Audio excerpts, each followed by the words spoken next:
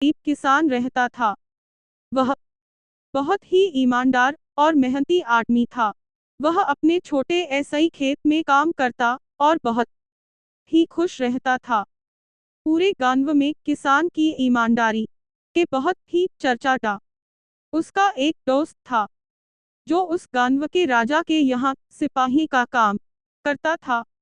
वह किसान ऐसई उसके घर रोज मिलने जाता था। एक बार राजा ने अपने दरबार में ऐलान किया कि उसके बगीचे में काम करने वाला एक अच्छा सा कारीगर चाहिए जो उसके बगीचे के पेड़ पौधों और फूलों का ध्यान रख सके।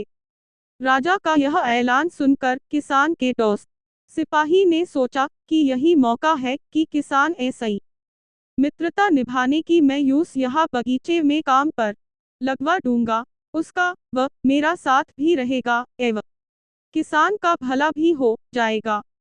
यह सोचकर उसने राजा ऐसई कहा कि महाराज, मैं आपके लिए एक ऐसे आदमी को लेकर आऊंगा जो यह काम अच्छे ऐसई कर लेगा। सभी राजा ने उस सिपाही को आदेश दिया कि जाओ कल ऐसई ही बगीचे में काम करने के लिए कह दो।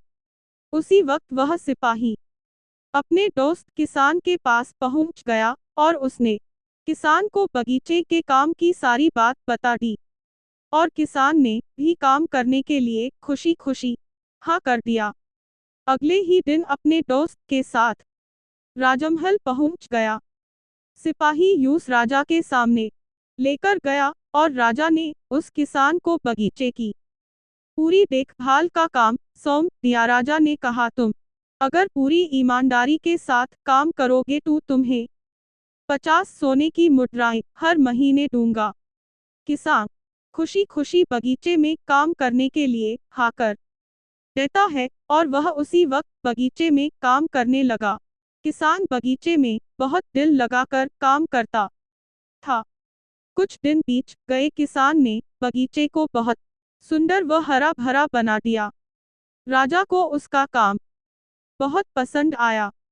एक दिन किसान बगीचे में कुछ खुदाई कर रहा था तो उसने जमीन के नीचे कुछ महसूस किया। तो उसने खुदाई की तो देखा वहाँ नीचे एक बड़ी सी संदूक थी। किसान ने वह संदूक बाहर निकाला और खोला तो क्या देखा, वह सोने और चांदी ऐसी भरी हुई थी। यह देखकर किसान बहुत खुश हुआ और अपनी ईमानदारी दिखाते हुए राजा के पास पहुंचा। राजा किसान की ईमानदारी देखकर बहुत खुश हुआ और उसके साथ वहां गया जहां किसान ने खजाना निकाला था। राजा ने देखा तो कहा, यह खजाना तो हमारे पुरखों का है। हम कई वर्षों ऐसे ही इसे खोज रहे थे। खजाना देख राजा बहुत ही खुश हो जाता है। राजा अगले दिन किसान को पूछता है, तुम्हें क्या इनाम चाहिए? किसान बोला, मालिक, मुझे कुछ नहीं चाहिए, मेरे पास जो भी है मैं उसी में खुश हूँ।